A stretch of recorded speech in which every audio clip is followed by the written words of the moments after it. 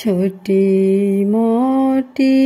दाहक तट परनी मुआ के गाछ राम ताही तारा पाँचो बहिनी झिहरी खेलाय राम ताही तारा पाँचो बहिनी झिहरी खेला झिहरी खेलाइते बिसहर के टूटल गिरमल हार राम कानाते खिजैते बिसहर माया गुठार राम कानाते खिजैते बिसहर आमा आगुठार जोनी कानो जोनी खिजो बिसहरी दाय रामाहु साए उत्तम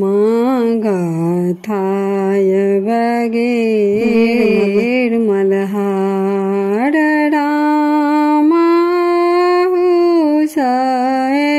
सुंदर गाथाय बगैर मलहार पहिरी ओढ़िए बिसहर गहबर भेली ठार राम सूर्यक ज्योति मालिन खेन जाय राम सूरुजक ज्योति मालिन खेन जाय भनहि विद्यापति सुनु बिसहरी माया राम सब दीना सब ठामा रहबा सहाय राम सब दीना सब ठामा रहबा सहाय छोटी मोटी दाहक तट परनी मुआ